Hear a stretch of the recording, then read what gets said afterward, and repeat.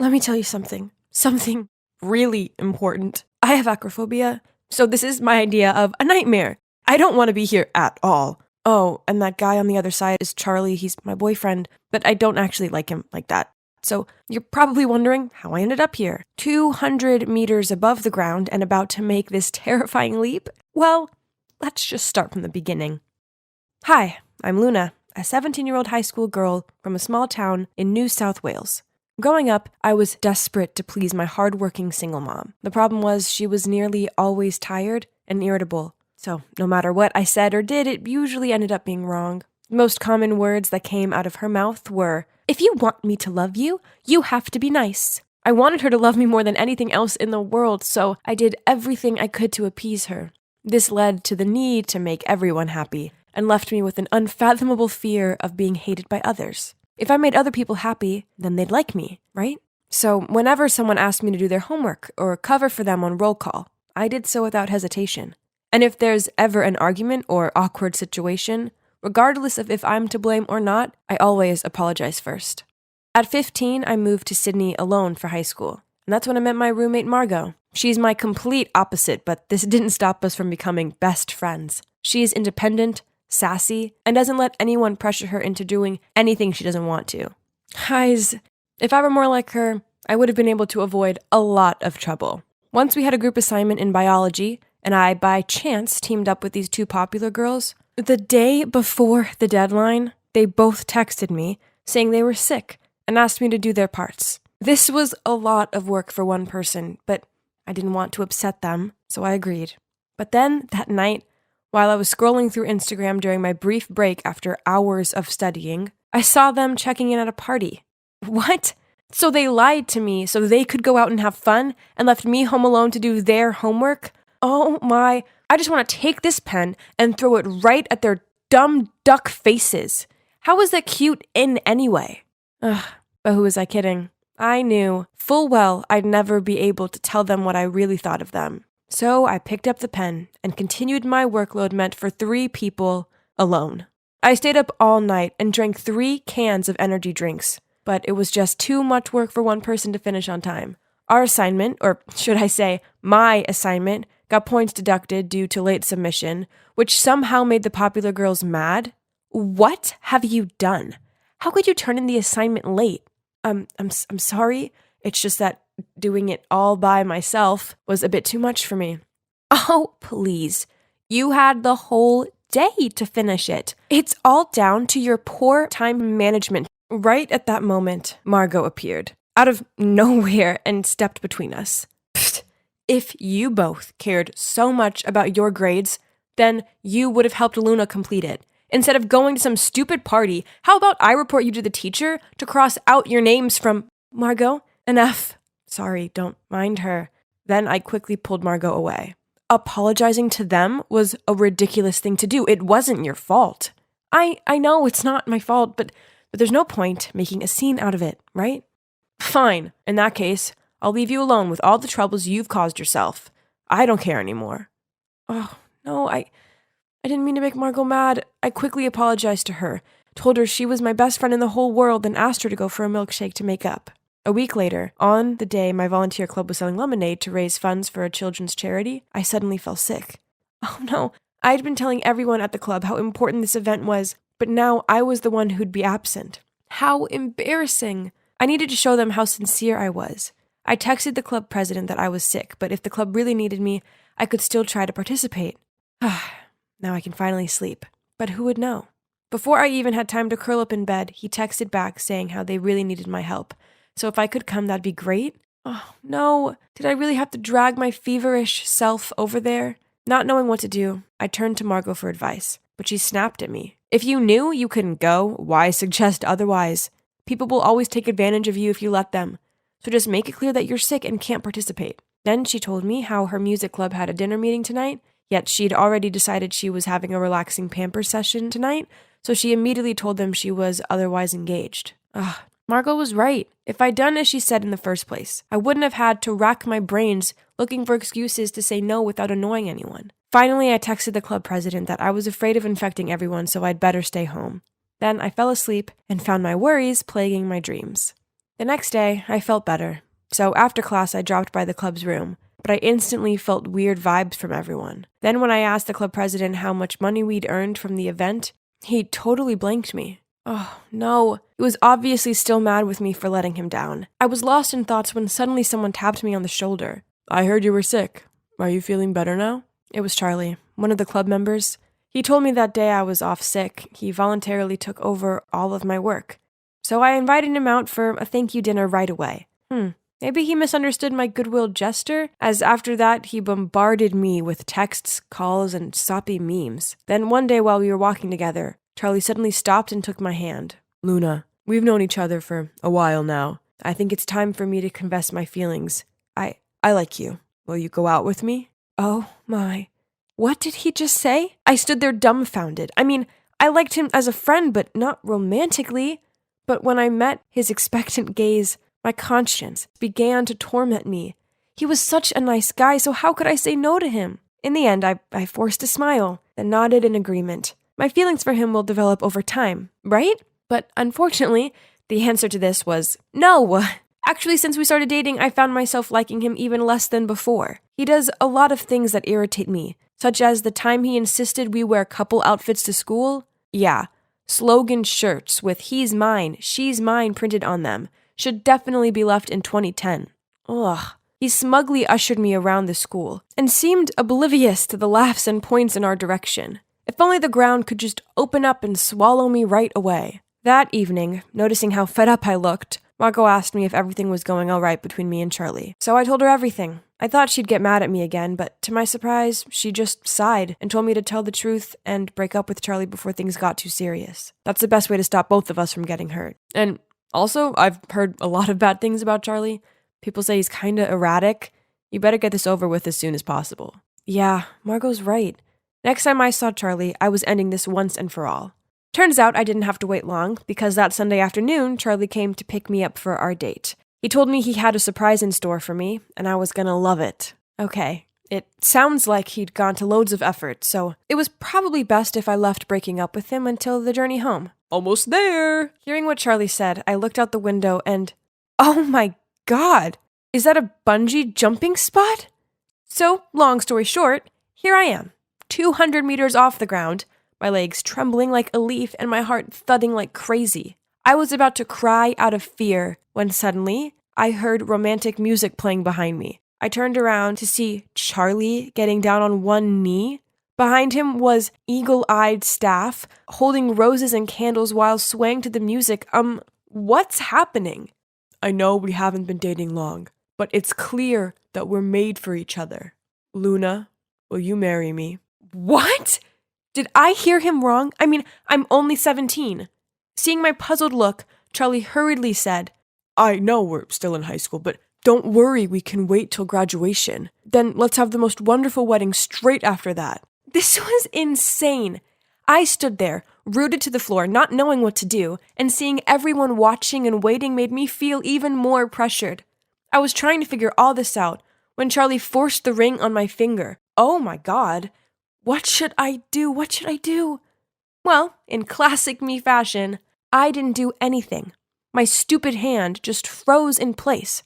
And in the end, it turned out like this. No, I couldn't let this happen. Charlie, actually, I don't have feelings for you. I was going to tell you today, but I didn't expect things to end up like this. You're kidding me, right? If you didn't like me, you wouldn't have let me put the ring on earlier. So I explained everything to Charlie. His face darkened with disappointment. I felt so guilty. I should have just been straight with him from the beginning, then none of this would have happened. We can still be friends, can't we? I asked, but Charlie replied without even looking at me. If you don't like me, then why give me hope? Why the emotionless tone? It felt like he turned into a completely different person. Afraid, I kept quiet, not daring to blurt out so much as a word.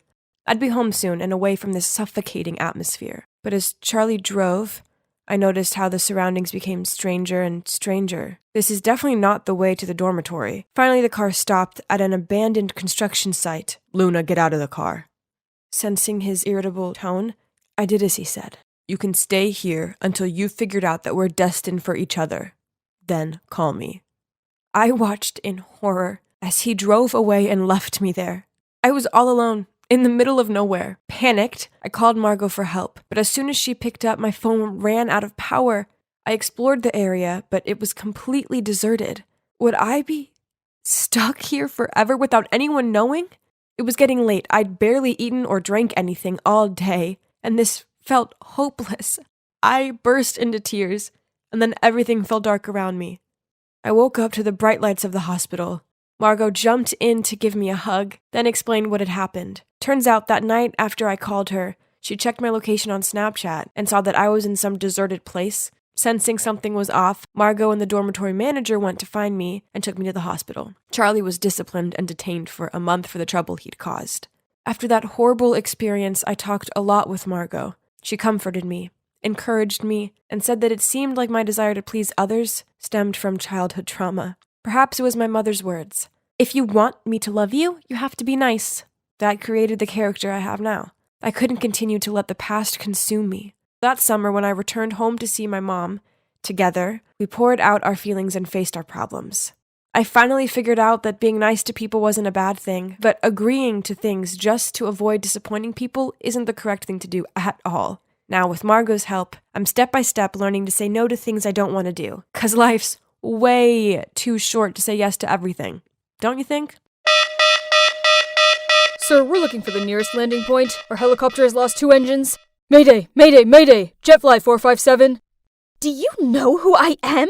I am Mr. Anderson's daughter. I insist you find a way to save us immediately! Poof! Money isn't gonna save you now. The best thing to do is be quiet and pray. No, it can't end like this. I tried raising my phone to pick up a signal, but Blade hit my hand, causing it to tumble onto the ground and the screen to shatter. Stop this nonsense! Nonsense? Actually, I'm trying to get us out of this mess, but all you're doing is just sitting there. Before I could finish my sentence, Blade blurted out, "For God's sake!" then jumped out of the pilot's seat, put on a large backpack, and turned to me. "Get ready to parachute out." What? Are you serious? No way I'm gonna do that. That's the only way out. Suit yourself, else I don't mind jumping alone either. Oh my God, he's a jerk. Fine. But first thing I'm doing when I get home is getting Daddy to fire him. Then Blade moved us towards the door. Ah! The sky was so vast and perilous. I took a deep breath. It's about time.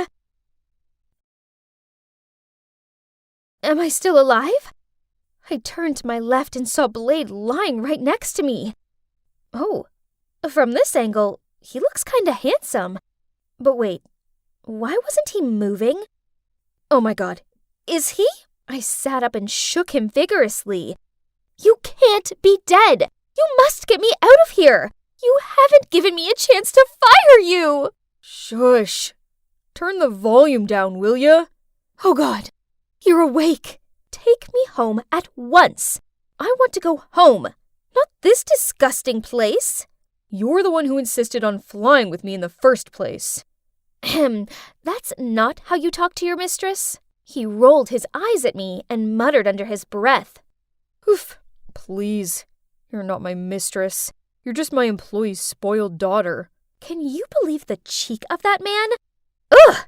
Anyway, I'm Maya, the beloved daughter of the CEO of Anderx Corp. And that jerk is Blade, my father's private pilot. I don't know why my father likes him so much. He's sarcastic, abrupt, and crude. The only reason I was flying with him in the first place was because he was going to pick my father up from a meeting in Rio, which coincidentally, I was in need of a weekend getaway under the hot tropical sunlight. So, 2 birds, 1 stone, huh? But, yeah, this is what I got instead. Oops, how embarrassing. Why was my stomach growling like this? Hearing that, Blade immediately opened his backpack and took out a sandwich. I reached out to take it, but what? He stuffed it straight into his mouth and grinned at me as he chewed. Fine, he could keep his lame food. At that moment, we heard a loud noise in the sky. We looked up and saw a rescue helicopter. I jumped up and down, waved, and shouted to catch its attention. After a while, I turned around and saw Blade doing something weird.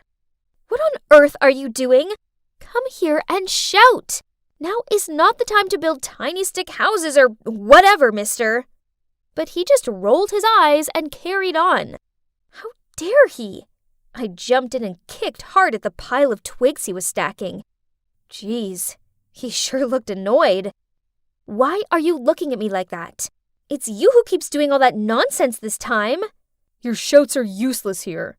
This fire was our only chance of sending that helicopter a distress signal, and you just ruined it. Then he stormed off, leaving me all alone. So the rescue helicopter flew away, and our survival journey continued, unfortunately. Hey, slow down. How long does it take to this stupid brook? And guess what he said to me? "We only have one bottle of water, so if you don't want to die of thirst, I suggest you shut up and keep walking." Blah, blah, blah. But we went on and on and on, and still couldn't find the brook, even though the sun had already set. So we had to create a makeshift tent with our parachute, and the two of us gradually fell asleep. Early the next morning, a raging hunger awakened me. Blade was still sleeping, so I crept past him and rummaged in his backpack. Oh, the jerk was hiding an apple from me. I was about to take a big bite out of it, when suddenly a hand snatched it away. Ugh! I can't stand it anymore. It's just an apple. Why do you... Huh? When did Blade get so hairy? Wait, was it a monkey? Ah! I screamed loudly, and the monkey ran away with my breakfast. Blade rushed over to me. You know what, Princess? That was the only food we had left. Then he pulled my hand to chase after the monkey. And guess what we found? OMG. There was our helicopter next to the brook. We were so happy that we ran over and hugged each other tightly. We're alive! And we have enough food for a week in there. Oh, wait. He was still on my blacklist, so I immediately pushed him away. He scratched his head, and his face turned as red as a tomato. I suppose he was kinda adorable sometimes, but I was still mad at him. As the days passed by, we started running low on food. Blade remained persistent and continued trying to make contact on the radio. Finally, he detected the frequency and... Eek! We got a reply! They told us to wait a little longer, and the next morning a helicopter would come to the rescue. At last! This was our last night in this awful place. Blade was so cold and unpleasant at the beginning, but over the past difficult days, he seemed to have opened his heart and really showed his warm side. We actually spent hours chatting that night, and I listened to him talk about his tough childhood in the orphanage and his dream of flying freely in the sky. That's great! I wish I had a dream to dedicate myself to. Oh, you don't have any? Actually, yes.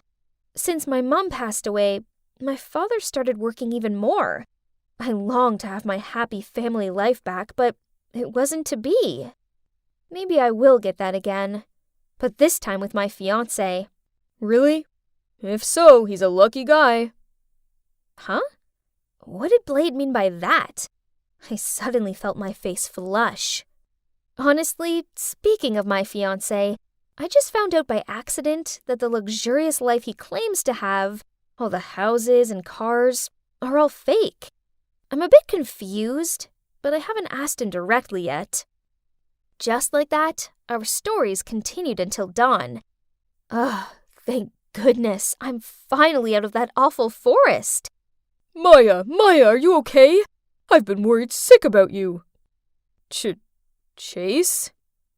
Oh, you two know each other? Chase is my fiancé. It's a long story, but I'll tell you later. Now let's get going. That night, we stayed at a hotel before heading home. And oh boy, it sure was good to be pampered again. I was sitting in our suite room, picking up my room service order and waiting for Chase. What was taking him so long? Feeling down being all alone, I found myself leaving the room and looking for Blade. As I was walking along the hallway, I accidentally bumped into a room service guy and caused him to drop his walkie-talkie. Watch it. Don't mess it up. That sounded a lot like... Nah, it can't be. What made my mistress come all the way over to my room? About the things I told you yesterday regarding Chase. I didn't realize you knew him, so please keep it a secret. Maya, actually, I think you need to know this. Suddenly, his phone rang, so he answered it. The conversation sounded serious. Then he said to me, The airport cameras have been checked and someone tampered with the helicopter. They're going to send me the footage. We both watched the video and saw a strange young man approaching it before takeoff. Hang on. I recognized that man. He's the room service guy I just bumped into. Uh-oh. I had a bad feeling about this. We need to find him now! Huh? What was that smell? Ew, it was irritating my nose. I asked Blade if he smelt it too, and he just shrugged and said all he could smell was my perfume. Then there was a clicking sound at the door. We rushed over to it, but it was jammed. Blade called the front desk, but no one answered. So I took the phone off him and called my room, in the hope Chase would pick up. But he didn't. I started coughing.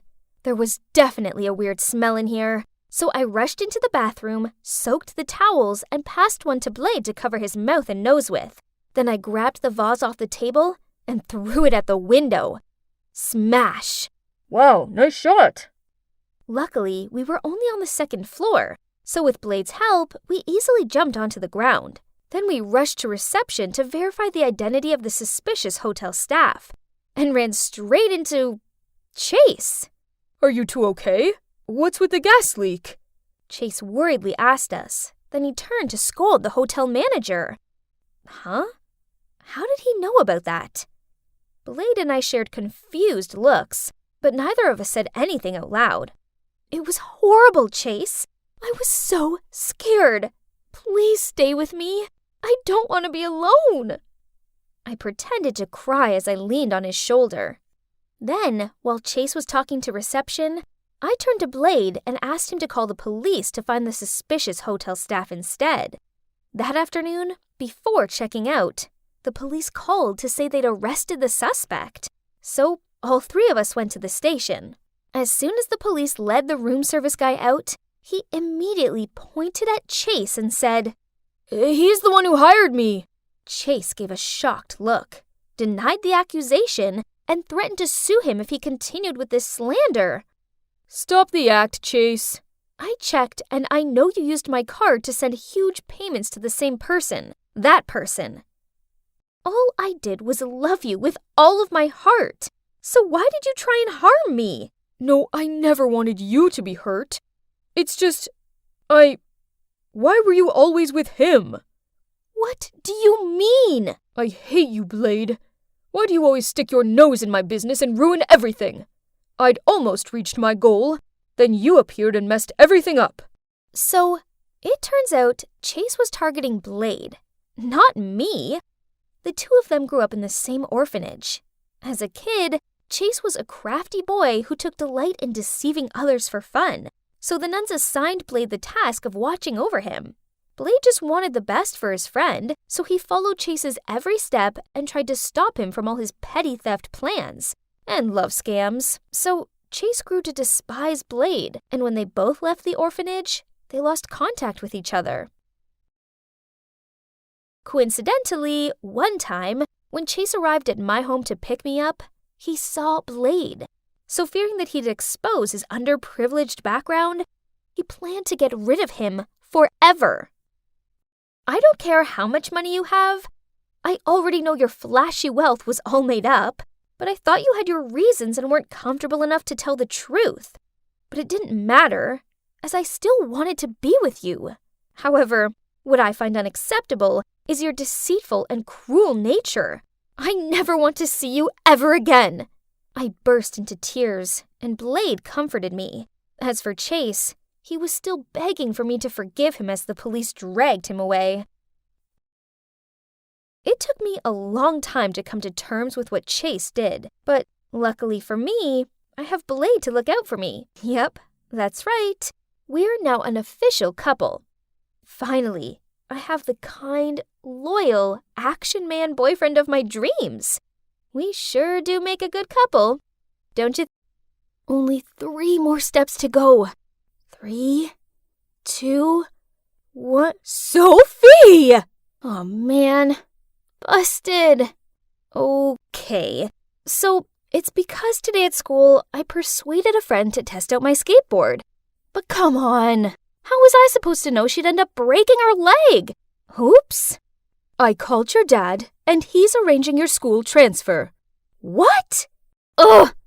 Is anyone else's mom way over the top like mine? My dad's away on business trips a lot, so the majority of the time it's just me and her. But we're basically chalk and cheese. Everything I do seems to annoy her. Skateboarding or partying, even breathing, I suppose. Geez, doesn't she remember what being young was like? Or was she born this boring? Then whenever something happens, she always rings Dad and snitches on me. Ugh! Speak of the devil. Oh, hi, Dad. Sophie, it's all sorted. You're transferring to Kings West High School next week. But Dad, I don't want to move schools. You brought it onto yourself, young lady. I have an old friend teaching there. I've told her to keep an eye on you. So, you better behave yourself. Poof! He thought he could scare me? As if. I ain't afraid of some cranky teacher. So comes my first day at this place, and this teacher, friend of Dad's, Miss Janet Clark, wouldn't quit gawping at me, and she kept on calling on me to answer her stupid questions. No thanks. Ugh! I needed to liven this boring class up. So when the teacher briefly left the room, I immediately put Vaseline on the cap of her water bottle. It was so funny watching her failing to open it and ended up with a smudged hand. Then when she asked the class who was responsible, I grinned as I raised my hand. Another time, I put an air horn on her chair leg, so as soon as she sat down, there was an ear-splitting sound. It's as if she just farted. Impressive. How do you think up such crazy pranks? You're even better than me. Huh? I froze for a few seconds. Who was this handsome boy, and why hadn't I noticed him before? Turns out he's Dylan, and like me, he's prone to getting in trouble. We were talking to each other passionately when I felt a hand pat on my shoulder. It was Miss Clark. She led me into the corridor, and I expected her to shout at me, but surprisingly, she didn't get angry or anything. Instead, she asked if I was having a hard time. How odd. The next morning, I was about to enter the classroom when some popular girls stopped me. Who are you trying to impress? Better know your place, newbie. She's just another plain Jane. What are you worried about, Rebecca? There's no way Dylan likes her. Stay away from Dylan, else. Excuse me? This snooty girl just messed with the wrong person. And that's how we ended up pulling each other's hair until I managed to get a hold of her wrist and was about to give her a taste of my shoulder throw. Then Miss Clark intervened. The so-called Queen Bee quickly fled the scene. Then Miss Clark led me out to the schoolyard for a walk.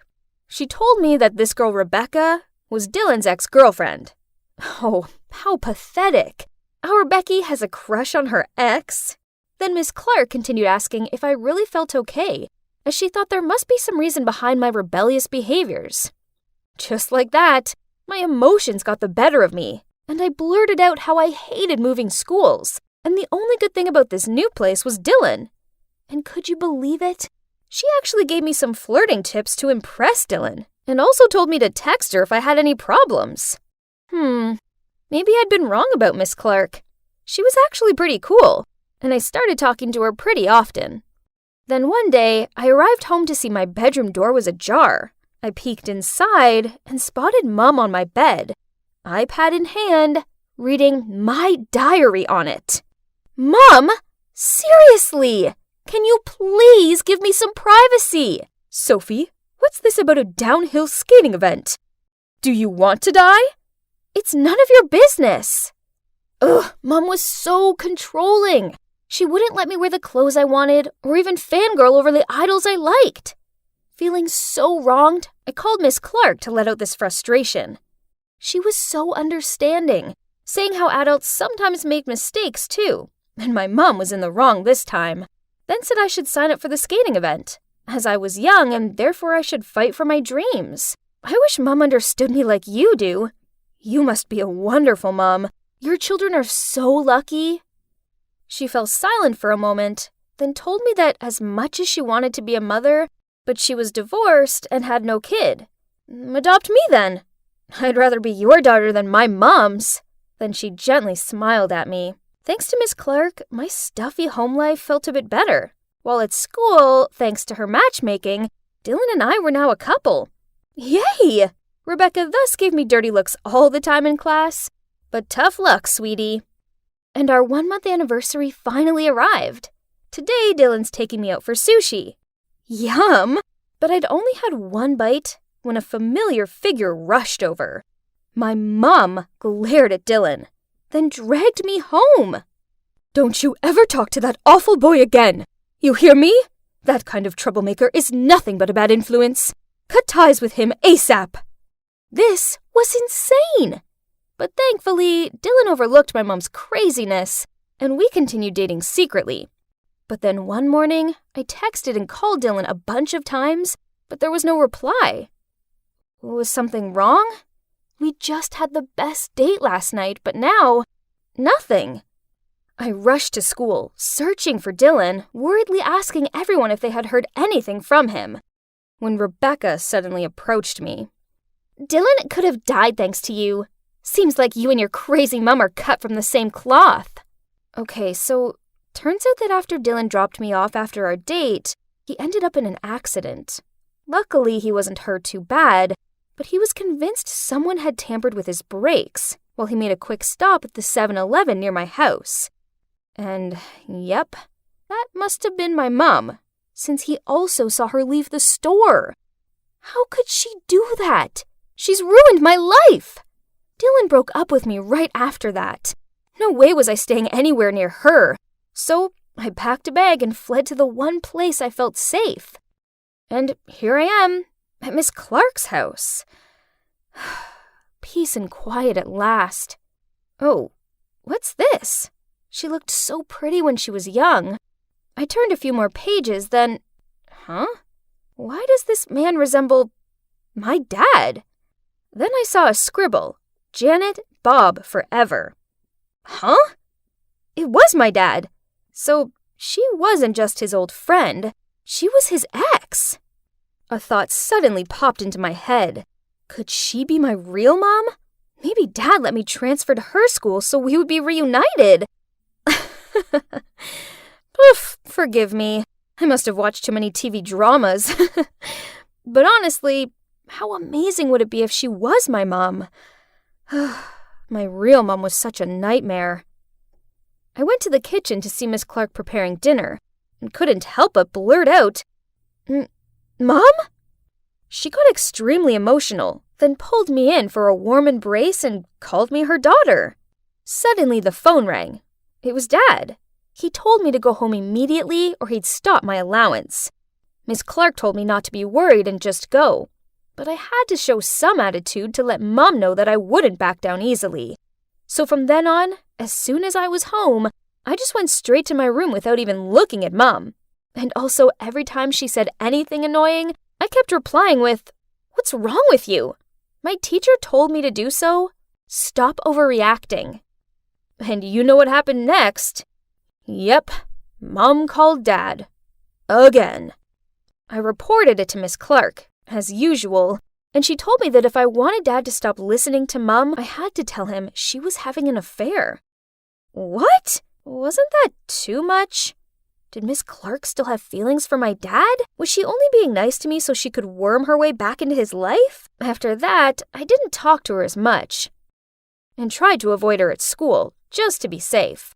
But then one day after lessons, I found her waiting by my locker looking all glum. She told me it was her birthday, but like every other time, she had no one to celebrate it with. If only you'd be by my side this year, my daughter. So I agreed to go for dinner with her, And then for convenience, I made reservations at Mom's restaurant. Maybe this wasn't such a bad idea. I mean, Miss Clark might be able to talk some sense into her, right? They could even actually get on. But as soon as Miss Clark walked in, Mom's face dropped. Janet, what are you doing here? Our restaurant is fully booked. Please leave. The two argued back and forth for a while, and I couldn't stand it anymore. Why are you so rude, Mom? She's my teacher. Mom then stormed off in a rage while Miss Clark and I just ignored her and carried on with our birthday plan. But as she was eating the baked lobster dish, she suddenly turned a funny color, then threw up. We took her to the emergency room, and the doctor said this was down to Ipecac, a vomit-inducing medicine. Who else is to blame? How could my mom be so cruel? Sophie, I'm fine. I'm sure your mom meant no harm.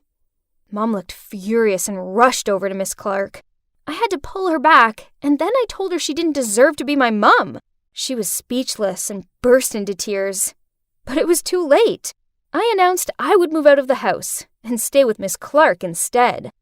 So I went home and packed straight away, then left. But Mom wouldn't quit following me that whole week. It's super annoying.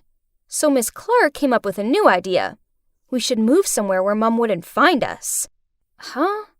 Was it a bit too sudden? But this was the only way I could be rid of my freaky mom. So we moved to a little house in the suburbs. Miss Clark took good care of me and completed all of my school transfer procedures. The first few days were so much fun. We had a really good time together. However, I started to notice odd little things, such as she fed me pizza every single day. Pizza and pizza only. She also insisted I wear these worn old clothes and called me Dumpling? What a weird nickname. At first I just wondered why she did that, but then it started to bug me, so I asked her to stop. To my surprise, she started crying. Looks like I was stuck with this awful nickname. Things at home seemed off, and the new school was just as terrible. From the very first day, I again became the target of the mean girls.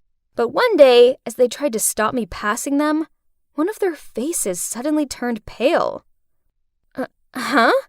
Isn't that Alice's gross old shirt? Alice who? You know, Alice. The Dumpling. She wore the exact same shirt with the word smart printed on it. I remember this vividly as I used to laugh at how brazen of that stupid girl for wearing a shirt saying smart. My God, even the trace of my cigarette butt on its flap? It's still there? But she's dead. Then they all looked at each other in fear and ran away. Huh? Chills ran down my spine. I didn't know who this Alice was, and I didn't want to. The only thing I knew was I needed to get out of this place immediately. So I rushed home to pack my things before Miss Clark got back from work, but it was too late. Dumpling? Where are you going? You have to stay with Mommy. Then she quickly locked the door, dragged me inside, and started acting like a psychopath. Eat up, my dumpling. Why are you so sad? It's seafood pizza, your favorite. I'm sorry I didn't let you eat it before, but now you can have it all you want. I'll buy this for you every day. Panicked, I didn't know how to hold out against this insane woman when someone kicked in the door. It was Dylan, followed by my parents. Sophie, here you are, our baby. Oh, thank good God. I pushed Janet away and ran straight to them. But how did they find me?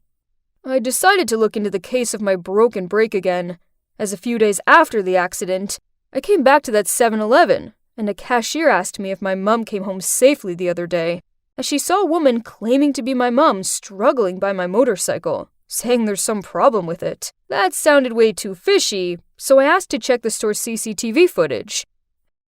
And the culprit was not your mum as we all thought, but her. Huh? Why? She helped matchmake us. Why would she want to harm you? I don't know. Maybe she wants everyone to misunderstand and blame your mother. Luckily, our phones have still been sharing locations ever since we were dating, so I found you in time. Many thanks to you, Dylan. My father angrily looked at Miss Clark. "Janet, things between us ended decades ago. Please get a hold of yourself." Poof! How ridiculous! Who do you think you are to assume this is about you? Dumpling is mine. She's my daughter and she's staying with me. She broke down crying and then admitted it all, from damaging Dylan's motorbike to putting emetic medicine in her own food to fool people. I've tried everything. I can't believe it. How could a gentle person like her do such things? After the truth was revealed, everything gradually got back on track. I went back home, but still, my mind constantly wandering back to her and why she did it. Until one day, I came home from school and was surprised to see that woman sitting on the couch in our living room having a coffee with Mom. To be honest, I was a bit frightened at the sight of her, but she didn't look as unstable as before. It turned out that she'd just returned from a psychotherapy unit. She'd been suffering from her mental health since Alice, her daughter, passed away. Alice, aka Dumpling, was a stubborn teenager, just like me, and due to the strictness of her mum, she once left home in a temper and never came back, as she got in a terrible car accident that night. So, as soon as Miss Clark saw me, she subconsciously wanted to turn me into her daughter to fix her past mistakes. "Sophie, I'm truly sorry for the pain I caused you. I let my grief consume me, and as a result, I refused to accept how dark a place I was in. Teenagers are complicated, but please try to be more open-minded and show them love the correct way. Sophie's a good kid, and I don't want you making the same mistakes I did." And so everything ended in a good way. Although my mom and I still sometimes argue, now we both know how to control it. I also learned to share things with her so that we became closer. And now, when she calls Dad, it's no longer to snitch on me, but it's to talk about how our days went. By the way, I don't have to go on secret dates anymore either. There's my Prince Charming. How many times have I told him not to rev up the engine? I was enjoying my perfect Friday night watching my favorite YouTuber's latest video when it got interrupted by a phone call. Tessa, the cops arrested me! Dress as my mom and come bail me out! That was Katie, my annoying cousin. She's the biggest troublemaker I know, which is why my aunt sent her to live at my house, in hopes that we could help change her attitude. Poof! So now I have to sneak into Mom's closet and borrow some of her clothes. How do I apply makeup to look older? Ugh, that'll have to do. So, officer, what trouble's she in this time? She vandalized a car. Not me, Mom. Blame the dumb car that got in my way. Jeez, if I were really Katie's mom, I would let her rot in jail until she came to her senses. I was about to lead Katie out of there when a boy grinned at me and said, "Madam, can you bail me out too?" "Sorry, but no. You're not my problem." "Okay, well, then can you at least give me your number?" I spotted Katie frown at him, then she pulled on my arm. Let's go home, Mom. Katie, can't you grow up? I can't cover for you forever. You'll do it, else I may just accidentally slip out your little secrets to your parents. Ugh, that threat sure is getting old. Okay, so I didn't bail out Katie out of choice. You see, she has something over me. The thing is, I have a passion for baking, but my parents think this is a waste of time. I knew they'd never knowingly pay for my cooking classes, so I told them I needed money to join an extra study class. I know it sounds bad, but I did apply to work at a coffee shop bakery so I could pay them back while also gaining experience. But then Katie discovered my secret, and now she's using it to control me. Then, just when I thought things couldn't get any worse, I arrived home to find my parents waiting up for me in the living room. "Tessa, you were out partying, weren't you? Why do you keep on disobeying us? And is that my dress? Why can't you be more like Katie? She's really improved her grades." I turned around to see that Katie was nowhere to be seen. She must have quickly escaped through the back door to her room. What a minx! But my parents still believed she's the golden girl. Poof! It's rubbish, of course. The good grades she brought home were all by cheating. If it weren't for Katie knowing my secret, I so would have exposed her by now. Actually, besides Katie, there's also Celia, my best friend, who also knows about this. She may be a hothead, but when it comes to my secrets, I know her lips are sealed. Hey, Tessa, you have to see this. Celia waved her phone in my face. Hang on, that was BitKit Bakes, my all-time fave YouTube channel. I'd been following this guy for ages. He was so talented. Oh, and he always wore this cute kitty mask. Look at his hands. They're so beautiful. And how I adore his warm voice. I bet he's really handsome, too. Celia is so smitten with boys. Ugh, it's Katie again. She's left her lipstick in the canteen and I've got to fetch it for her and take it to some cafe in town. This is ridiculous. I'm sure she could survive without her stupid lipstick for one afternoon. I walked into the cafe and spotted Katie sitting with two boys. Wasn't that the boy from the cop station? Turns out he's called Max, and he's Katie's new boyfriend. And the other guy is Cody. Both of them are college students. Hey, Tessa, you should stay for cake. Seeing as I was here, I may as well have something sweet, right? So I ignored Katie's eye rolls in my direction and joined them. The waiter brought some chocolate fudge cake over and, yum, it sure looked good. I took a forkful of it and something wasn't quite right. This cake could use some salted caramel. Poof! A cake needs to keep its original flavor. If you add that to it, it'll be far too sweet. Oh, how rude! I was only voicing my opinion. Right at that moment, Celia phoned me. I just answered when she started screaming so loudly, and I had to hold my phone away from my ear. Tessa! Tessa! Tessa! Celia, is everything okay? I know how to impress the BitKit Bakes guy. We must make him a DIY gift. A chocolate resin phone case. What do you think? Am I a genius or what? I noticed Max, Cody, and Katie all giving me strange looks. Jeez, this was so embarrassing. So I quickly hung up on Celia, then made my excuse to leave. Ugh. I liked it better when only I knew about BitKit Bakes. I watch his videos every day and daydream about baking with him. But now Celia's obsession over him was kinda tiring me out. She texted me nonstop to ramble about him and dragged me into her silly fan projects. She even joined this online fan club of his, and they all talked about how fit he looks, how handsome he must be. Hello, does anyone here really care about cooking? At least work meant I had a break from Celia's mithering. Ugh! What was he doing here? He bought 2 cups of coffee, then asked to borrow my phone because his was out of battery.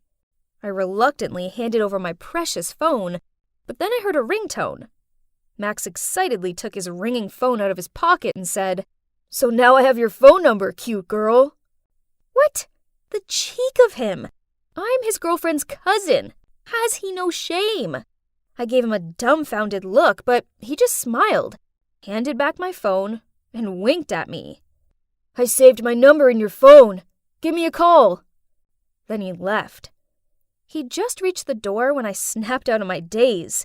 The phone case. Our chocolate phone case. Why did he have it? It's one of a kind, and we've already sent it to BitKit Bakes. Didn't we? I was about to run after him to clear this up when Katie appeared. "Max, why did it take you so long to buy coffee?" Then she stormed over to the counter as soon as she spotted me. "Stay away from my boyfriend, or your secret goes parent public, okay?" Katie glared at me and dragged Max away. Even though they were leaving, I could still hear her voice. "Don't talk to that girl. I don't like her." Huh? What on earth? Who wants her boyfriend anyway? How irritating. One evening, I was lying on the couch and thinking about whether Max could really be BitKit Bakes when Celia excitedly ran over. "I have our mysterious idol's phone number!" Oh no, here we go again. Celia was way too excitable sometimes. "So, a secret source that's in the fandom sent it to me. I wonder if this is his real number. You really believe that's BitKit's number? Let's just give it a try. We have nothing to lose. It would be a lie to say I wasn't any tiny bit curious. So I entered the phone number, and as soon as I pressed the call, Max's name appeared on the screen. Huh? What's this? I quickly hung up and turned to tell Celia that it was just a fake number. If Max is really our idol, then I don't want Celia getting muddled up with my crazy cousin's love life. Celia just shrugged and said, "It's okay. I'll find another way." Then she did that sticking tongue-out concentration face of hers as she fiddled around on her phone. The next day, I got home from my shift feeling a little worn out, but Celia still wouldn't give me a break. She came right over and dragged me out somewhere. "Where are we going?" I asked, but Celia just kept silent. Then we stopped in front of a small white house. At that point, Celia said, "My source says this is BitKit Bake's home. We're about to meet the most amazing guy ever." Before I could react, Celia ran to ring the doorbell. And as soon as the door opened, standing in front of us were Max and Katie. "Tessa, why are you here?" "You know him?" This is Max, Katie's boyfriend. We were on our way to a friend's party, but it seems like we have the wrong house. Sorry for bothering you." Then I hurriedly pulled Celia's hand to leave. But Max stopped us. "Oh yeah? Then you must have come to the right house. We're having a party, so join us." I quickly waved my hand to refuse, but Celia immediately said, "That would be great." And then ignoring Katie's death stares, pulled me inside. So turns out Max lives here with Cody and this guy called Trevor. I'll find out which of these three boys is our idol. Wait for it. Celia made up some excuse about loving their decor and wanting to see the rest of it for inspiration. Trevor, who seemed to like her, jumped at the opportunity to show her around. Meanwhile, I wandered into the kitchen to try and solve the BitKit Bakes mystery myself.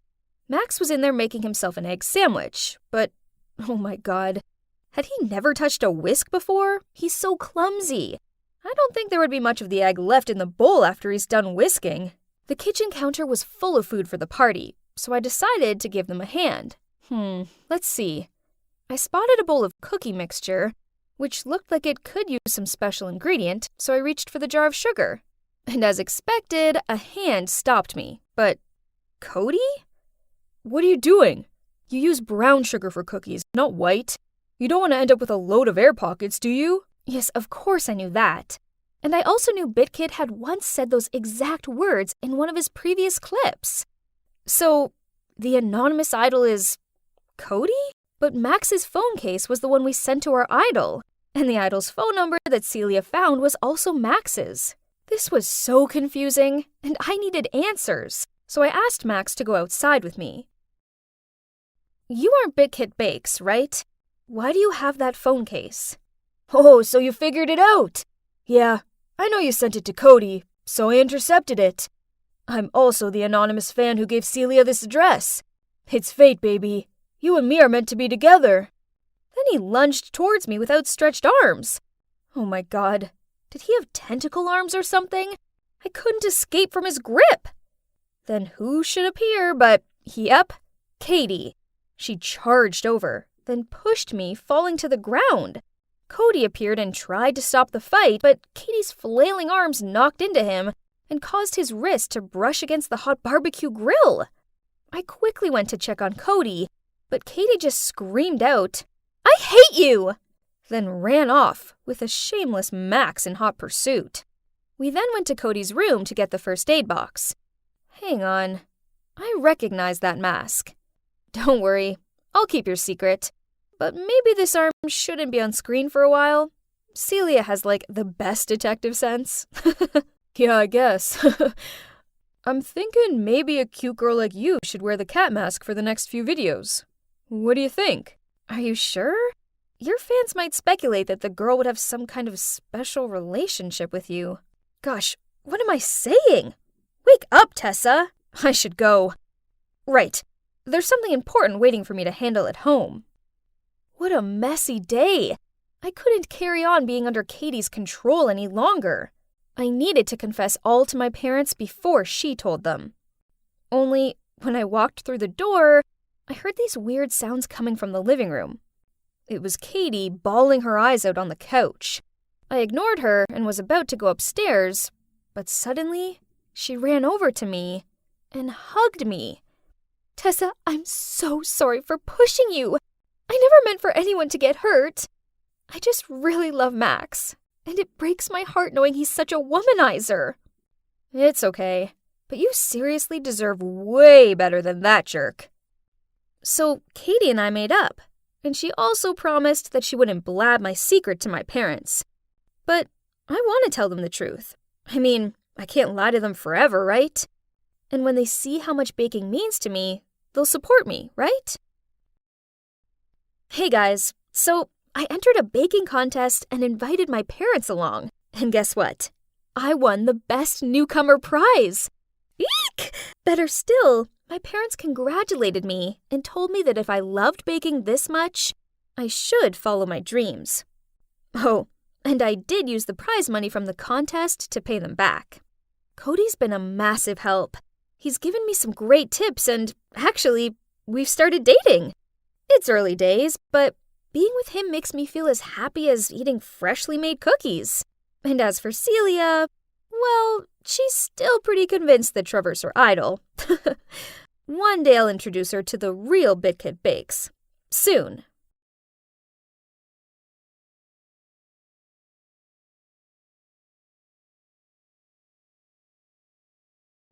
Is it usual for you to sit on strangers the first time you meet them? This jerk! I'll show him that he's messing with the wrong girl. It's fine! Please don't hit him! Don't worry. And this is for mugging a kid. No, you got it wrong. He just saved me from those muggers, and he was just teaching me how to fight back at them. Oh my. I thought it was just because the boy's bag was on the ground and that guy was holding his arm like he was about to hit him. I awkwardly stood up, literally screamed out to apologize, then ran straight home. So, as you can see, my home's a little different from the usual. My parents run a nursing home, so I grew up surrounded by the elderly. You were so embarrassed that you left him laying there and ran away? The first time I met my husband, I also knocked him over with my Dolio Chagi. Perhaps this boy is your destiny. Poof! No way, Mrs. Jones. Suddenly, my dad huffed past us. Oh no, I know that look. Something was bad. Lately, our finances haven't been so good. I went after him to check he was okay and found him talking to a man in the yard. On seeing me, the strange man waved me over. Do you know this person? Huh? That was the guy I almost punched earlier. That's right. The person you almost knocked out is my son. I saw everything, so I followed you here. He's got in with a bad crowd and lost focus on his studies. I want you to steer him in the right direction. I don't want to be a babysitter. I'm sorry. It's too bad about this nursing retreat, isn't it? Seems like it'll have to close soon. Although, if swayed, I don't mind being a major sponsor. This was insane! So, all I needed to do was keep an eye on his son, and all the nursing home's problems would be solved? Dad said I didn't have to do it if I didn't want to, but how could I say no? Okay, I'll do it! So, which school am I transferring to? Geez, everything here was so shiny. But if I had a choice, this would be the last school in town I ever wanted to attend. I entered the classroom and walked over to the only empty seat that happened to be at the back. I was about to sit down, then... Ah! Some dude pulled the chair aside and caused me to fall onto my butt. A hand appeared to pull me up, but as I went to grab it, it immediately drew back, leaving me sitting there embarrassed, while everyone's laughing at me. Oops, sorry. I guess I should only give a hand when asked, right? Ugh, it was Blake.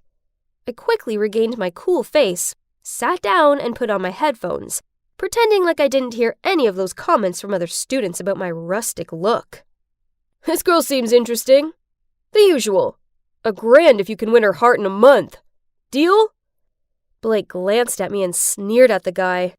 Easy. Deal. So that's how it's gonna be, is it? Luckily, I hadn't turned my music on yet, hence why I heard the whole conversation. Let me help you get some extra pocket money then, Blake.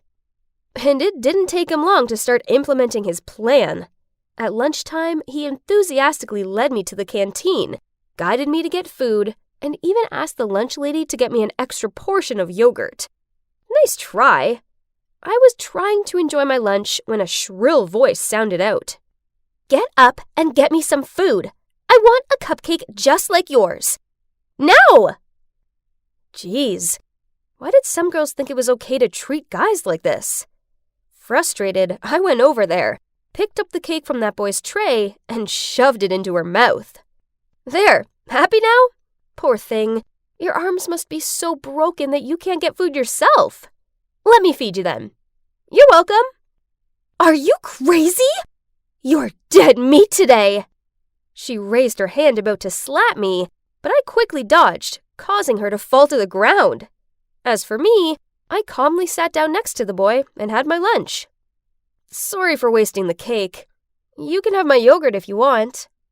He's Kai, my first friend at this new school. He's witty, smart, and has a seriously impressive academic record. He was actually here on scholarship, which explained why he didn't quite fit in, just like me. I noticed how Blake seemed rather annoyed and kept staring at me. I bet he was just fed up with being teased by his friends, since I just totally ignored him. Oh, but he didn't give up that easily. The next morning, he showed up at mine to pick me up, but I'd rather run 2 laps around the schoolyard for being late than share a ride with you. Then at school, he tripped me up and then reached out his hand pretending to help. But between you and the floor, I picked the floor. He even waited for me at the school gates with a huge bouquet of roses, but I just took one look at them, then started coughing. Are you allergic to flowers? Nope. I'm allergic to immature and boring people, like you. Then I walked off. Ugh, as if every girl was gonna fall for these lame tricks. This carried on for the next few weeks, but then one time, he approached me in the library while I was studying with Kai and handed me a necklace. I looked at it, then passed it back to him and turned to talk to Kai. Seriously? You're turning me down for this nerd? Kai's smart, gallant, and sophisticated. Unlike you, all you are is a troublemaker. Are you looking down on me? Oh, finally. I was wondering how much longer would it take for you to figure that out. Not to mention, you've not helped once with the English Lit essay. You're in my group, but you probably just think the Grapes of Wrath is a rock band or something. So, if I can finish that essay on my own, will you go on a date with me? Fine, but it has to score an A, else you can forget it. And my trick worked. Blake actually completed the essay on his own. He's smart, but he's neglectful of his studies, and it's made him make mistakes. On being handed back the essay, Blake's face fell. He got a B, and even though he knew it was over, he still stayed in class to reread the teacher's comments. It seemed like this was the first time he actually put in the effort to do something. What's wrong? Still in denial of your failure? Blake turned away without looking at me. The rich boy who lost the game for the first time looked so cute. So I put a gift with a message in it on Blake's desk. Needless to say, he was over the moon. In it was a set of clothes I'd bought for him, and an invitation to a bar at the weekend. Why, you wonder? Oh, you'll see. That Saturday night, Blake showed up in the outfit I had gifted him, and looked anything but pleased. I can't come in wearing this. It's so old-fashioned. My friends will laugh at me. You invited your friends, too? To prove that you won the bet, right? If you get that $1,000, will I have a share? You already knew it? I was just joking at first. But now... Let's go inside now. Don't worry, we won't be here for long. I dragged him inside, and immediately, his friends didn't miss the opportunity to tease me. Did the fish get hooked? Yes, I'm trapped. Quickly give him $1,000. His family is bankrupt and in dire need of money. Huh? What? You're lying. Look, he's wearing donated clothes. Even his branded clothes have been liquidated. I winked at Blake, and he immediately reacted. Lend me some money. I need a place to stay, a sports car, and pocket money too. At this point, his friends turned nasty and told him he no longer qualified to be in their group. You didn't have to do that. I already knew they only hung out with me for the money. But that's what people are just like. Why would he think that? He must have never been cared for and loved properly. Get rid of that face. This is a date after all. Let me make it up to you. A bar that matches this outfit. So I dragged Blake to our evening party. I told everyone that I brought a friend to lend a hand, and the elderly immediately made him do all sorts of things. Mrs. Hastings asked him to climb the tree to hang the string lights. Mr. Derbyshire called him to chop wood for the campfire, and Mr. Shaw wanted him to taste his homebrewed beer. Then the next second, Blake's already sitting on the drum throne. It's been a long time since we had a young volunteer. That boy seems fine, doesn't he? I saw the way he looked at you. He's not suitable for me. I shrugged in response to her, and suddenly felt disappointed. Yes, I liked this different side to him, but we were still from different worlds. The next morning at school, I still saw Blake hanging out with his greedy friends. Looks like he hadn't learned his lesson. Frustrated that all my efforts were in vain, I swung open my locker. What was this note? Meet me at the library at 6 p.m. when everyone has left. I have a surprise for you. B. I shouldn't be like this, right? Waiting for him at the library for hours until everyone left, nervous and excited.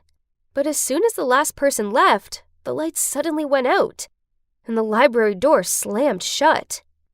What's happening? Could it be that the note wasn't from Blake? I screamed out of fear. That's right. I may excel at martial arts, but I hate the dark. With a shaking hand, I dialed the phone to call Blake, and then slumped down in fear and sobbed. At that moment, the sound of the door unlocking startled me. As soon as the door opened, I quickly ran to hug Blake. Are you okay? I can't believe Chloe did this. I told you not to get near them. Huh? This wasn't Blake's voice. Freya, are you okay? Oh my god. It was Kai who opened the door to save me. But I thought that... I quickly let go of him, then ran away in embarrassment. That's strange. When I was in danger, the first person I thought of was Blake. Could it be that I really liked him? At that moment, the phone rang. It was my dad. Mrs. Jones had suffered a heart attack and needed surgery immediately. But the surgery cost was so much. Where could we get that money? Ah, yes, Blake's dad. So I called him. Hello, is this Mr. Morris? Blake stopped hanging out with his friends and did his homework. I really need the money now. Please, it's urgent. Are you bringing me out to trade with my dad? My god, it seems like Blake heard all the conversation. So, I'm just your money-making tool? And all this time you've trained me as your pet? It's not like that! We'll talk later. There's no time for your selfish thoughts right now. I gotta go! I ran like crazy to the hospital. My parents were desperate, and the money hadn't arrived yet. So I called Mr. Morris again. You said Blake had changed. If this is the case, then why did he just get fined for speeding and resisting police? Don't ever call me again. Don't worry, Freya. I'll sell the nursing home land to take care of Mrs. Jones. Everyone's agreed to move to the government nursing home. We sold our house, and now we live with Mrs. Jones in a new town. She's so much better now, but I do miss the other elderly people. Also, I miss Blake. I still keep in touch with Kai, and he told me that Blake has gone to some military school like his dad wanted. Well, that's unexpected from him. You should talk to that guy. Not about what you did, but confess your feelings to him. That will save you from regrets later." Then she patted me on the shoulder to comfort me. But I really don't have the courage to do it. I was feeling guilty. "Mrs. Jones, you have a letter." "Freya, look. It's the invitation to a nursing home concert. It's our concert, isn't it?" Trembling, I took the invitation. What is this? I pushed Mrs. Jones's wheelchair to the door of the nursing home named Sunflower. When we walked in, we all burst into tears. Everyone was there. "This is all Blake's doing. He's such a kind boy. He found us and built us a dream nursing home. You and Freya were the surprise gift we prepared for him, but as soon as he saw the two of you, he ran away." Hearing that, I rushed to the gate. A car passed me. My gut told me it was him. I ran after it and shouted in despair, "Blake, wait! I like you! I really like you!" But the car quickly went out of sight. I helplessly slumped down on the street, tears streaming down my face, and I still muttered, "I really do like you." "What are you saying? Say it louder." I turned around startled. It was Blake. He was in his military uniform and smiling at me fondly. I'd only just arrived at school, yet I could tell something was up. "Dude, what's with all the fuss? Did Carl do something crazy again? Look at this. Jeez, gross. Sorry, wrong direction. This way. Here you go, Miss Stewart, the new principal of our school." In front of me was a stern-looking woman who exuded a terrifying aura. Whew. Well, that was unexpected, as we all assumed that Mr. Smith would take the lead because he'd been serving as school vice principal for pretty much forever. Suddenly, everyone's phone vibrated. Why the stern face? She looks so angry at the world. Is she allergic to our skin? Every skirt is too short, lol. No dance party this year? Unbelievable. Is she a principal or a jailer? Warning you guys, she knows our secret smoking place. Jeez, look at all those faces pinned to their mobile phones. The gossip mongers. Over the next few days, rumors about our new principal seem to be everywhere. Info about her seemed more sought after than Imagine Dragons tickets. Also, from day one of the principal's arrival here, a series of bizarre stories began to circulate. One day I was walking into class and heard the most ridiculous story in the world. My school was haunted. Idiots. I quietly crept under the table, then suddenly poked my head up and shouted, "Boo!" which caused all my friends to jump in fear. Haha, losers. All that spook stuff is nonsense. You don't believe it, huh? Yet Stacy saw it. Oh no. Stacy? I didn't know they dragged my crush into all these silly gossip things. She's usually a smart girl. Not sure what had gotten into her. After that, Stacy lowered her voice and started talking passionately about her chance encounter with a silhouette that appeared in front of the principal's office. But worst of all, before she could get a closer look at it, it vanished. It was probably just the security guard. Nah, when I left, I still saw him dozing off in his room. He even checked the camera and saw Stacy just standing and saying hello, even though nobody was there. Creepy, right? Then the story went further, when someone claimed that the new principal was a witch and was bringing evil forces to the school. Oh my God, Stacy, I needed to pull her out of this mess of nonsense right now. But no matter what I said, she insisted. I saw it with my own eyes. What if she really is capable of dark magic? Oh, come on. We're not kids anymore, Stace. Evil forces, witches, demons, they aren't real. But it's you who might get in trouble when the principal starts investigating who's spreading the rumor. Josh, it's driving me crazy. I need to confirm what I saw. But I'm scared. Can you come with me, please? I hesitated for a moment, then nodded. Okay, back gate, 10 p.m. tonight. Let's just get it over with. Plus, it'd be a great chance to impress my crush, isn't it? That night, I arrived at our meeting point early and waited around. It was freezing, and not gonna lie, I got goosebumps. Okay, calm down, Josh. Ghosts were just tricks of the mind, and it's time to show my future girlfriend how tough I am. As I was deep in my thoughts, a hand suddenly touched my shoulder. Jesus, Stacy! Do you know what time it is? Oh, sorry, I'm a bit late. Did I scare you? Of course not. Let's get inside and end this obsession of yours. But how are we supposed to get in? Stacy pointed at a big hole in the school's fence that was hidden by a bush. We then carefully sneaked through it and successfully avoided the security guard. Piece of cake. Inside, the whole school corridor was pitch black, and the streetlight shone from the glass windows. The scenario looked pretty much like a horror movie, but there was nothing to fear, right? I used the flashlight to guide Stacy to the principal's office when suddenly a loud screech sound made my heart want to stop. Stacy clung to me in fear. Relax, I think it's just the sound of the speakers crackling. Are you scared, Stace?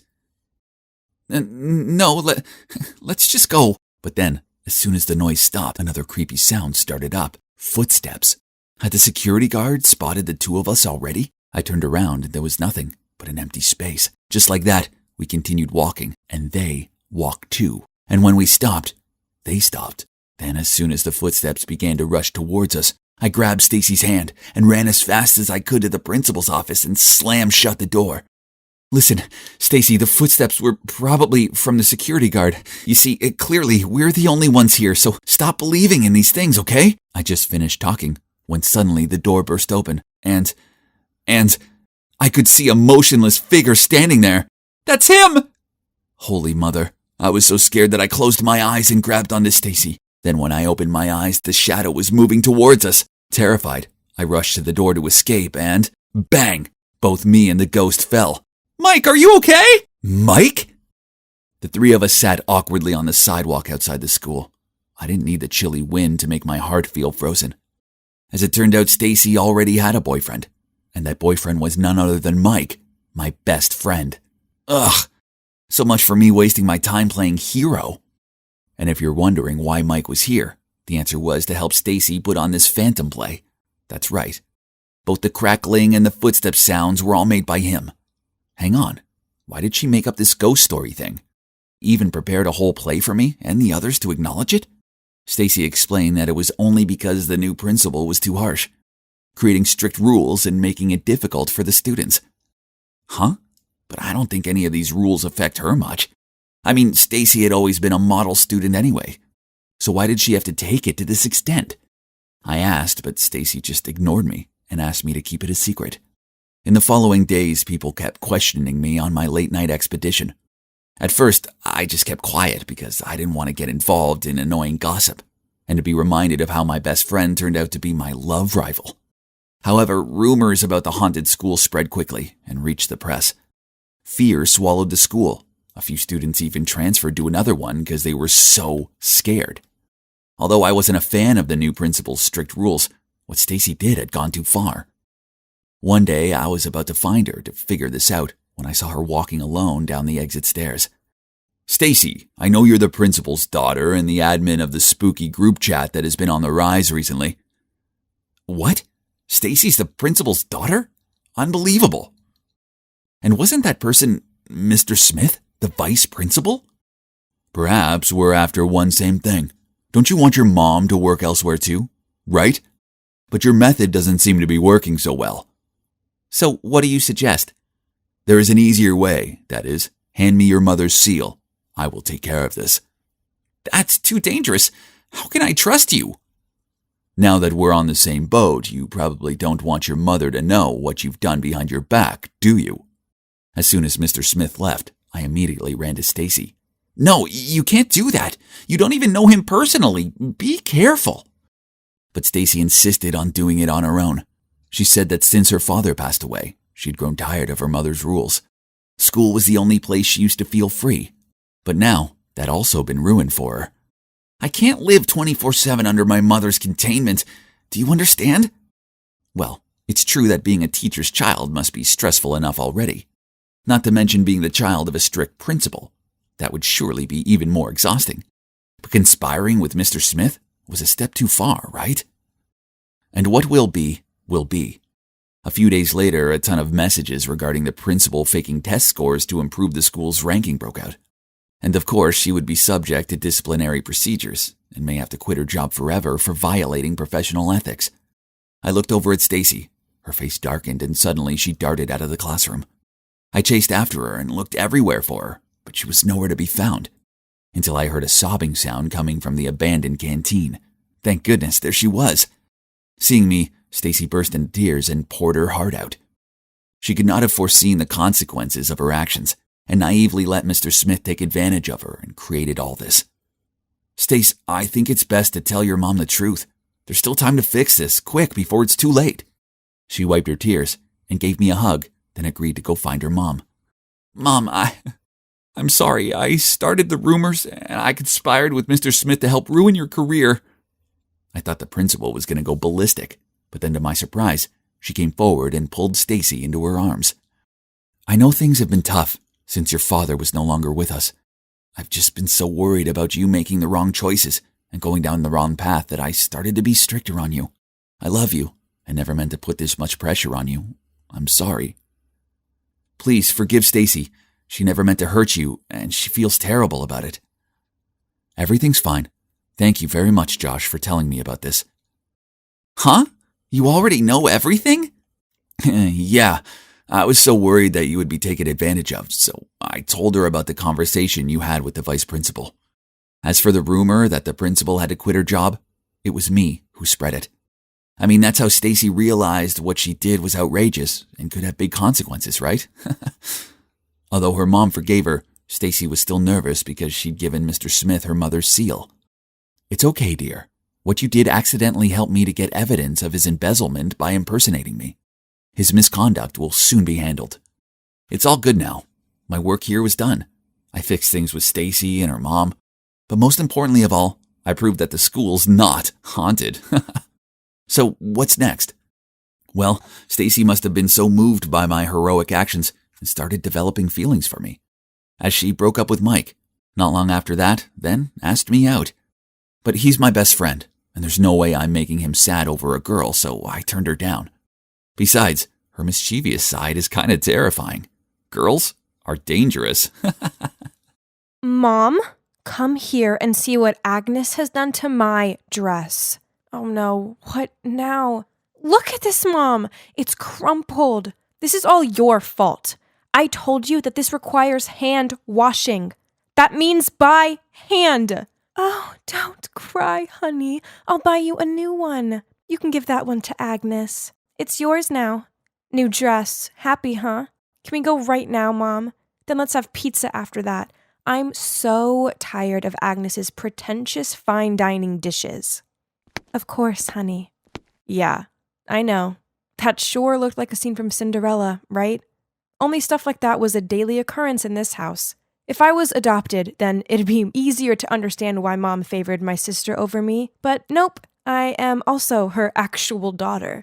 Growing up with Jenna as my big sister was a nightmare. She's always been the golden child, while I was treated like a thorn in their side. If something broke, then I got the blame. When Jenna stole my things, then Mom just said I should be flattered. Then there were the birthday parties. Over the years, Jenna had it all. Fairy-themed ones, magicians, a petting zoo, and cupcake towers. As for me, all I ever got was a card with a wrinkled $20 note in it. It was the same thing with studying. If she broke her string of D's with a C, Mom rewarded her with jewelry and makeup. Me? Just one C out of usual straight A's, and Mom'd say, "Oh, why did I even get my hopes up?" Sometimes I do wonder if all this shabbiness is because Jenna's always been pretty and popular.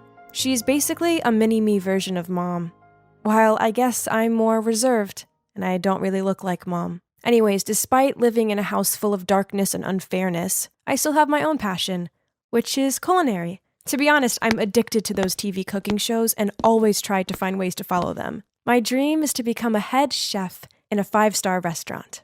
At school, Jenna always blanks me. She hangs out with this group of girls who are all obsessed with the same things she is, such as makeup, trendy clothes, and TikTok. Jenna does look gorgeous, so it's not surprising that boys usually buzz around her in the hope of catching her attention.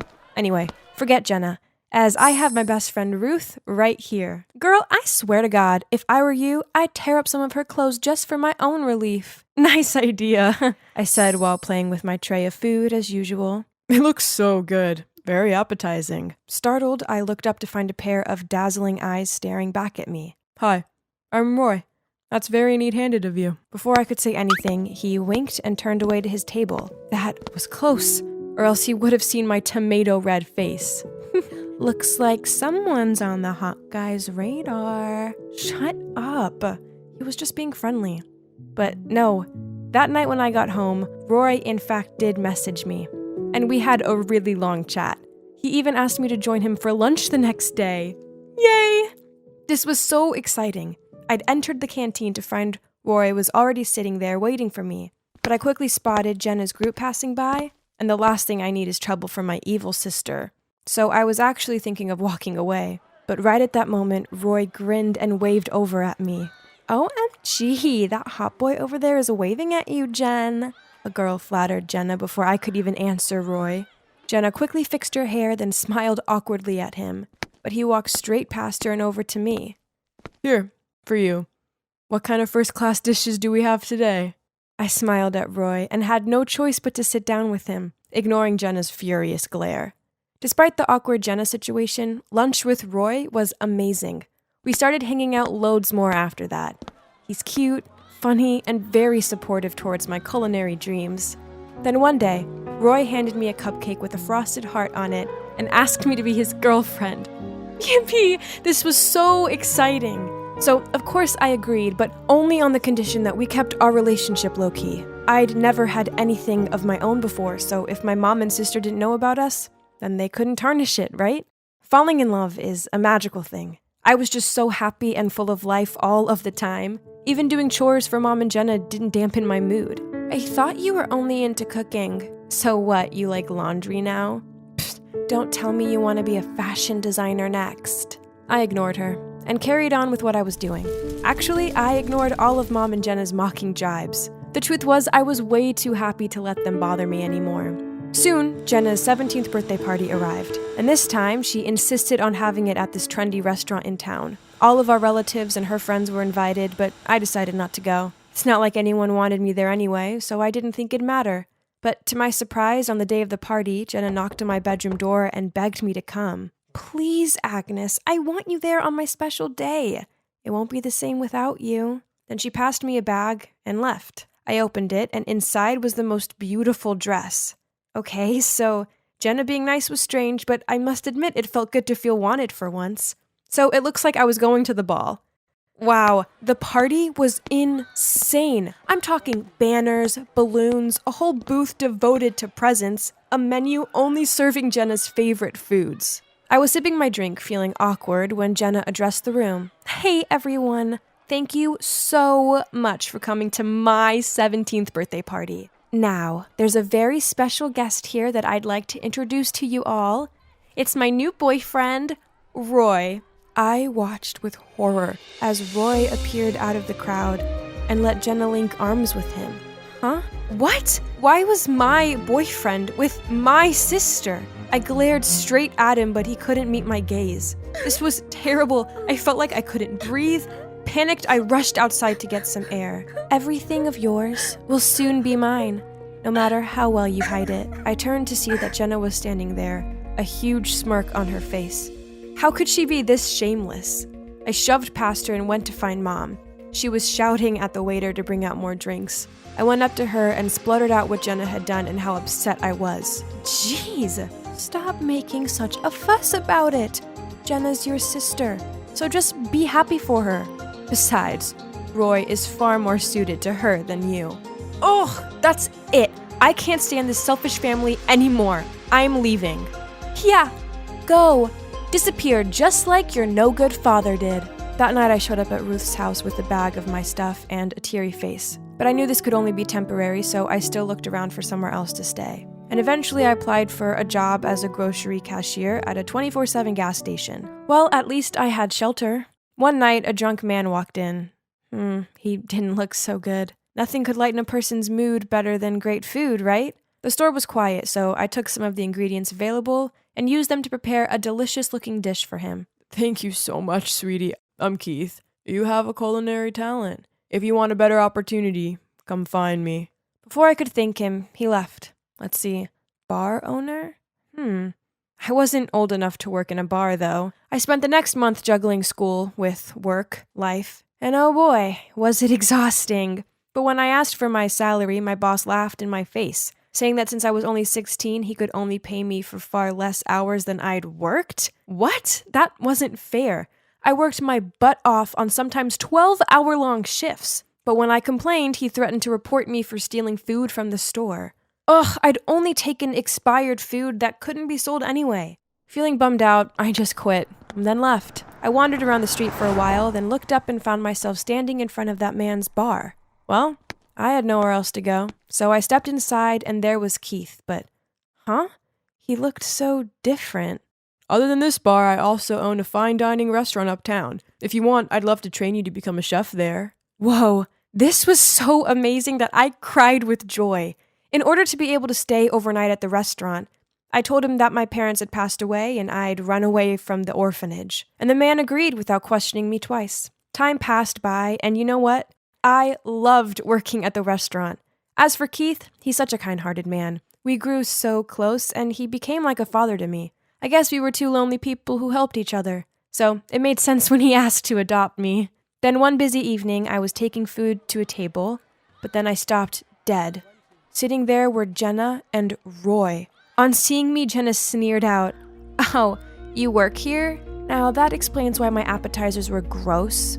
Roy looked embarrassed and begged her to be quiet, which only made her worse. Then seeing what was going on, Alistair, the restaurant supervisor, came to my defense, but it only made Jenna even more heated. "Isn't the customer always king? Why are you defending that dumb girl?" "Miss, this is a fine dining restaurant.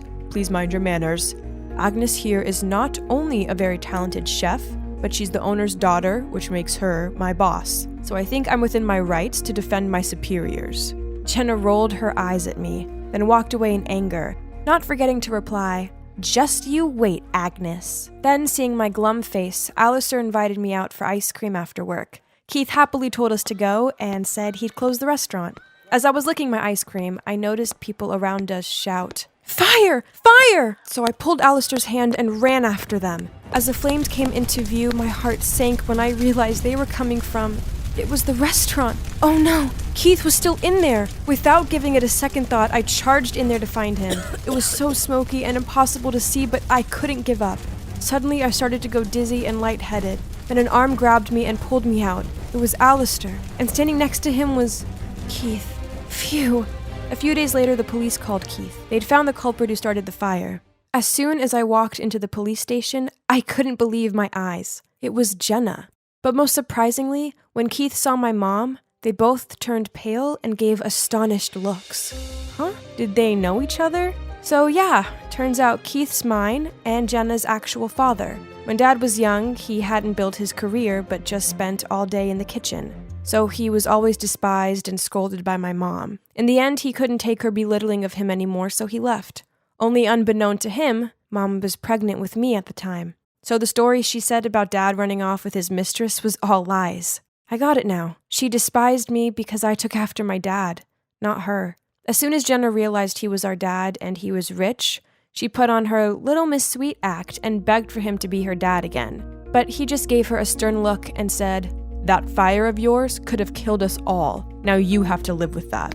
Then he took my arm and led me out of there. I always believed my life would one day be better, but I never imagined it'd be as good as this. I now have an amazing dad, a job I'm passionate about, and people who generally care about me by my side. It just goes to show that everything works out perfectly in the end. Hi, I'm Kate, and I'm doing something totally thrilling. I'm running away. Just picturing my parents' worried faces makes me smile. Why, you ask? They deserve it for trying to send me, their beloved only daughter, to some disgusting girls' boarding school. Yuck! No parties, the grossest uniform, bossy supervisors, and no hot-muscled guys. Ooh! That place is for nerds, not me. An it girl and the founder of Clique Chic, our school's exclusive group for the hottest, most sought-after girls. To be a part of the club, you must be really fashionable, you know? I'm talking about a wardrobe full of the latest designer must-haves, manicured nails, and the glossiest hair. Only girls as dazzling as us can make the school hallway our catwalk stage. As one of us, your life will be filled with endless parties and super cute jocks fighting for your attention. Studying and homework? That's not our thing. Those loser nerds who are chasing after us will take care of it. Hey, do you know those people? I looked outside and saw a group of bodyguards who were yelling and trying to force my cab to stop. Ugh, this was so uncalled for. $500 if you can get rid of them. The driver immediately sped up. Ordinary people will do anything for a little bit of money. He dropped me off at a service station, and I quickly snuck inside and hid in the restrooms. Ew, this place was gross. Gosh, those bodyguards were loitering about outside so no one could leave or enter without them seeing. How tragic. This was so stupid.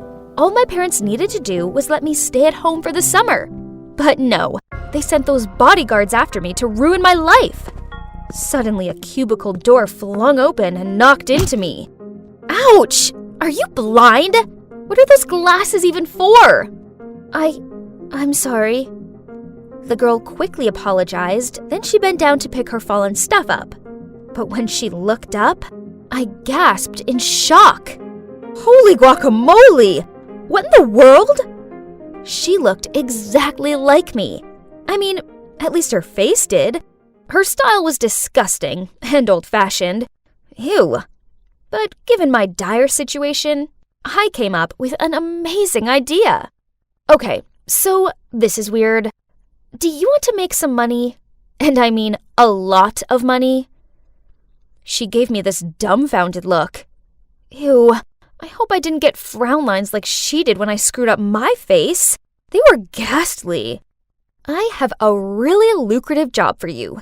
As you can see, we have similar faces. Freaky, but fortunate. So I need you to pretend to be me and live my rich life for a month or two. Here's my Twitter account. Just skim through it. You can learn everything about me there. It should be enough for you to play the part and avoid my family's suspicion.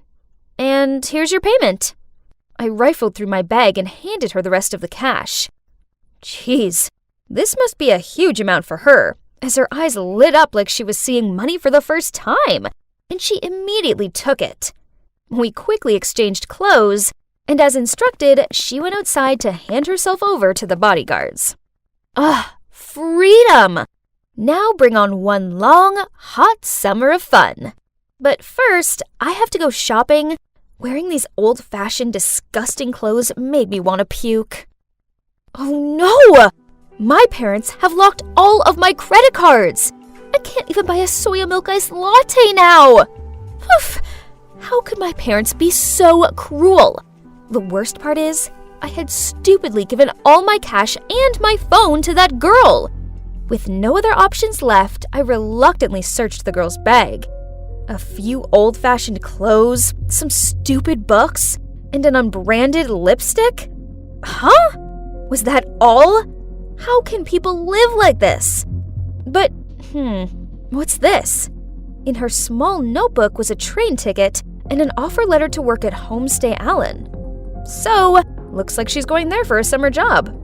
Hopefully that homestay has a bath with scented candles and a pool for me to sunbathe by. I need to work on my tan. I was glad to get off that flea-ridden thing and breathe in some fresh air. Now where was my ride? There was a short, chubby old man holding a board with the name Clara on it. The name on the train ticket was Clara. So this meant he was here for me? He didn't even have flowers with him, and he could have at least combed his hair.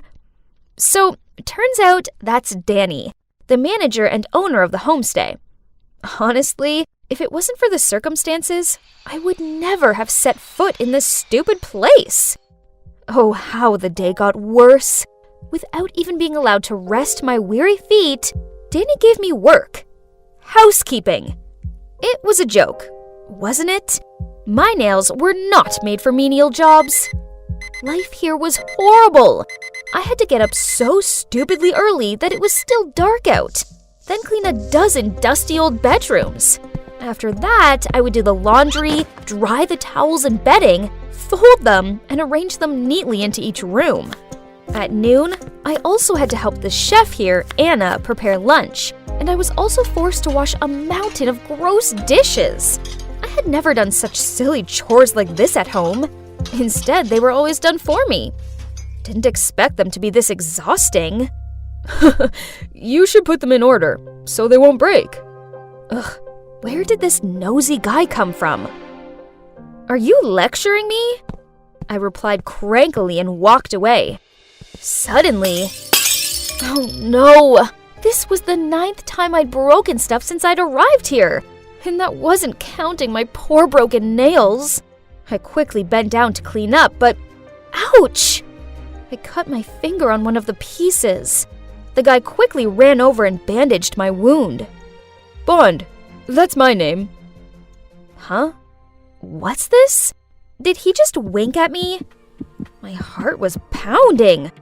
I mean, he was cute. Yeah, he was really cute. I'm Clara. Go do something else. Leave this to me. Realizing that I'd been staring at Bond for a while, I hurriedly got up and rushed to the kitchen. Nice to meet you, Clara. I'm your new colleague. Well, that's not so bad. At least I have someone to share my workload with and to chat. The next morning, I was cleaning the floor, half asleep, when Bond came over, put an AirPod in my ear, and winked at me. Imagine you're dancing. Then you won't feel so tired anymore. Okay, this sounded kinda lame, but at least no one else was around to see me, so I decided to just go with it. So I gave it a try, with Bond, and I relaxed a little. Well, I didn't expect it to be so much fun. That night, as I was about to turn off the light, I heard a knock at the door. It was Bond. He wanted to show me a secret, so he took my hand and led me to the beach. Yes, we were holding hands, and his hand was really warm. He took me to a sandy beach and shone his flashlight at his feet. Something was moving under the fine white sand. Ew! What was that? I clung to his arm in fear. Aw, little turtles, I exclaimed as they slowly emerged from under the sand. Yes, they're cute, aren't they? Let's give them a hand. They have to get to the sea before dawn. I hesitated because I thought this was so stupid. When the sun rises, they'll be easily spotted and eaten by predators. Fine. Since Bond pleaded, I had no choice but to sacrifice my sleep to escort the baby turtles to the sea. Why would their mom just abandon her babies like that? Their mom protected them when they were eggs, and now it's time for them to start fending for themselves. I bet they don't mind. You see, they're all trying their best to crawl towards the sea. But it was us who helped them. Then they'll be very grateful to you. And so am I. Whoa, I'd never felt like this before. It felt like my heart was aching, but in a good way? Thinking about it, I suppose this was the first time I'd ever helped anyone before. Now I kinda understood why my parents did what they did. They just wanted me to be more independent and stop hanging around with those vain, show-off girls. They sure would be pleased if they could see me now, with this sweet and gentle guy. He was the total opposite of the rich boys back home. When I was hurt, he made sure I was okay. He opened my eyes to new experiences, and he didn't try to impress me with dumb flowers and expensive gifts. I've been thinking about Bond all day, and this is the 1001st time I've peeked at him. I think I'll have to confess my feelings before I go crazy. So, that evening, after finishing all my work, I knocked on Bond's door. Huh? Why was a teary-eyed Miss Anna standing there? Then she told me the shocking truth. Bond had left without saying goodbye. Panicked, I walked into the room, but there was nothing left of his. Nothing! No! This couldn't be happening! I hadn't even had a chance to confess yet. The next day, I felt so down. It sucked not having Bond here. But then in my zombie state, I accidentally picked up the newspaper at the front desk. Oh OMG! On the front page was a picture of Bond! God, I couldn't believe it! He was the son of a famous billionaire and they were looking for him! Turns out, I wasn't the only one who'd run away from home. But why did he leave so suddenly? He could have told me the truth. He could have said bye. Ugh! My untold feelings for him felt like an unreachable splinter in my side. I couldn't carry on like this. I needed to find Bond. With my meager salary, I got on the train back to the city, imagining seeing Bond again. This is without a doubt the most nervous I'd ever been in my entire life. It didn't matter how much I pleaded my case and explained that I was Bond's friend. The security guards refused to let me in. I was about to leave when suddenly I saw Bond from afar. He was with a girl. What in the world is this? I tried to strain my eyes to see. My God, isn't that me? No, it's the girl I hired to pretend to be me. What was she doing with Bond? And why did they look so close? Could it be?